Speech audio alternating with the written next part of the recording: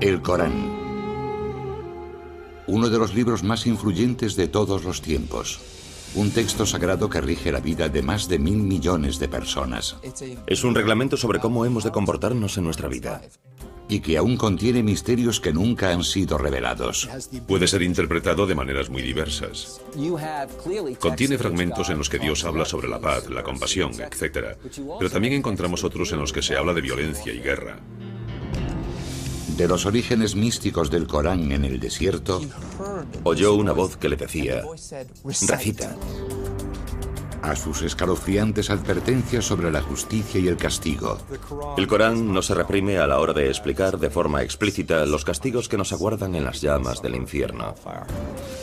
¿Qué hay en el fondo de esta sagrada escritura?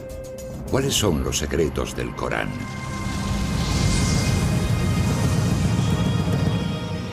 Descifrando la historia, los secretos del Corán, capítulo 1.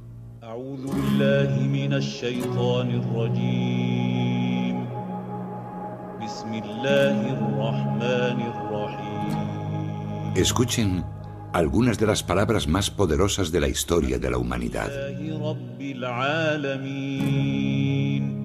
Son el motor de una de las religiones que más crece en el mundo.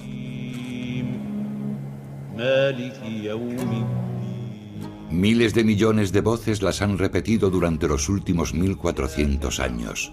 Son las palabras del libro sagrado del Islam, el Corán. Los musulmanes creen que el Corán fue revelado directamente por Dios al profeta del Islam. No se trata simplemente de que Dios inspirase al profeta o lo empujase a contar un acontecimiento importante. Es en realidad el mensaje que el propio Dios transmite al mundo. En árabe, Corán significa la recitación. La escritura está hecha para ser leída en voz alta. De esta manera, los musulmanes creen comunicarse directamente con Dios. Al conservar la palabra de Dios, el Corán se convierte en una parte de este. Y por tanto, el propio texto, las palabras, las páginas y el mismo libro son de por sí algo sagrado. Al hojear el texto sagrado, pueden apreciarse en un primer momento ciertas similitudes entre el Corán y las escrituras judías y cristianas. Todas hablan de un Dios único y omnipotente, y narran, en algunos casos, las mismas historias.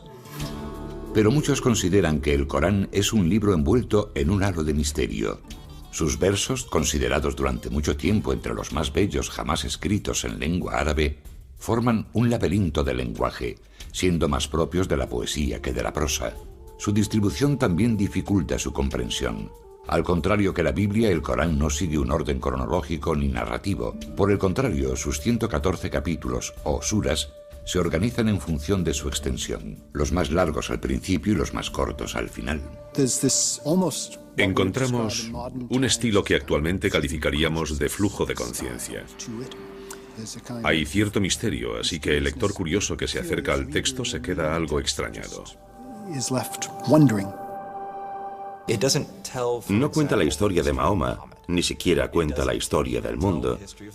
Existen algunas referencias a la aparición del mundo, a la creación divina, pero no se encuentran al comienzo del Corán, sino a la mitad, en alguna parte. Los musulmanes no ven el Corán como una historia, sino como el mensaje de Dios a su creación, con el que trata de devolver a los creyentes al buen camino. Es un reglamento sobre cómo hemos de comportarnos en nuestra vida, sobre la definición de nuestra moral, sobre cómo afrontar la vida y las dificultades y conflictos que surgen en ella.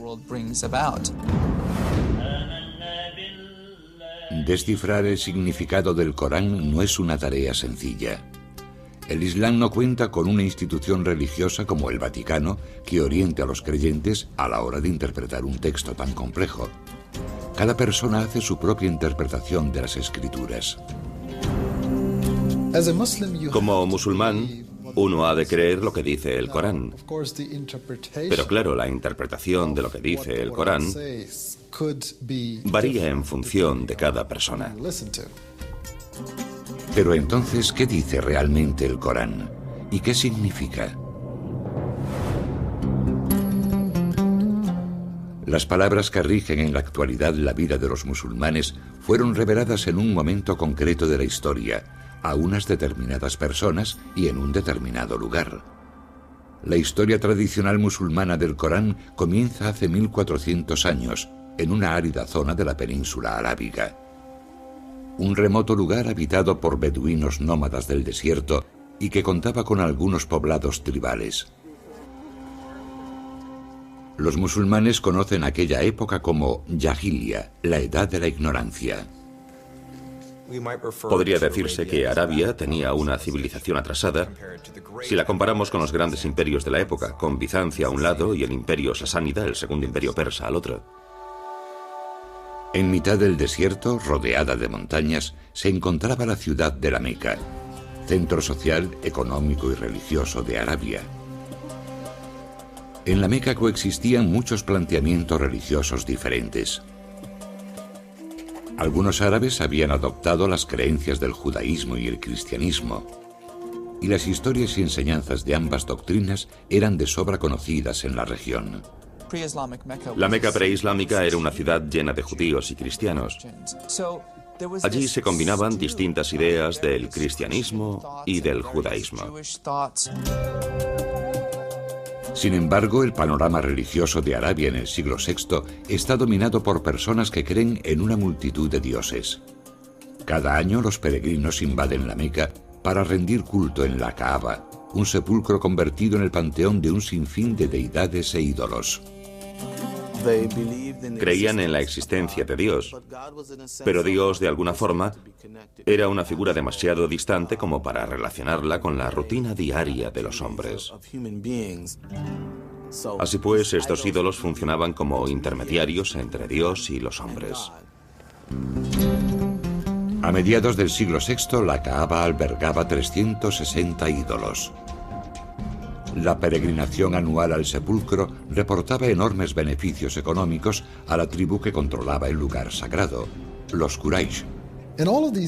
Llegaba un montón de gente que debía hacer algún tipo de ofrenda y pagar un tributo, así que era un negocio muy lucrativo. Los Quraysh estaban amasando una enorme fortuna. Mientras sus líderes se enriquecían, la mayoría de los habitantes de la Meca vivían en la más absoluta miseria. Había un problema enorme en lo que respecta a la distribución desigual de la riqueza. Había problemas con los derechos de los huérfanos, las mujeres y los necesitados. La esclavitud era una práctica habitual en la Meca. Las niñas se consideraban algo inútil y a menudo eran enterradas al nacer. Esa es la ciudad de la Meca en la que en el año 570 nace un niño llamado Muhammad ibn Abdullah. Un niño pobre que se convertiría en el profeta de una de las religiones más importantes del mundo. Para los musulmanes, mostrar cualquier tipo de imagen de Mahoma es una blasfemia. Se sabe muy poco de la infancia de Mahoma, y los relatos existentes fueron escritos más de 100 años después de su muerte. Dichas historias afirman que cuando Mahoma cumplió los 6 años, sus padres ya habían muerto. Siendo huérfano en una sociedad como aquella, enormemente estratificada, tenía que ser pobre. Debía de pertenecer al grupo que no formaba parte de la aristocracia hacendada que controlaba prácticamente todos los aspectos de la organización política, social y económica de la ciudad. Sin embargo, Mahoma encontró el apoyo de un tío suyo muy poderoso, y a los 25 años ya era un comerciante de éxito que lideraba una caravana y se había hecho un nombre como hábil hombre de negocios. Mahoma también tenía fama de hombre íntegro y llamó la atención de una acaudalada viuda mayor que él llamada Khadija, que lo contrató para que dirigiese una caravana suya. Poco después, ella le hizo una propuesta de matrimonio. Según las biografías musulmanas tradicionales, Mahoma tuvo éxito en sus negocios y un matrimonio feliz. Sin embargo, seguía tratando de encontrar un sentido a un mundo asolado por la pobreza y la injusticia. Pienso en el profeta como un hombre con inquietudes religiosas que estaba sensibilizado con una idea de Dios y en cuya vida la espiritualidad ocupaba un lugar cada vez más importante. Mahoma comenzó a cuestionarse las religiones tribales que adoraban a distintos dioses. Muchos creen que formó parte de un pequeño grupo de personas de Arabia que no estaban de acuerdo con el paganismo imperante, con los rituales, con el politeísmo que dominaba Arabia. Cada cierto tiempo se apartaba de la sociedad para reflexionar sobre las realidades de la existencia humana. En uno de esos retiros, en una cueva fuera de la Meca, Mahoma tuvo una visión que cambiaría el curso de la historia. En aquella cueva, según la tradición musulmana, se le reveló la palabra de Dios, desencadenando una serie de eventos que ayudaron a crear el mundo que hoy conocemos.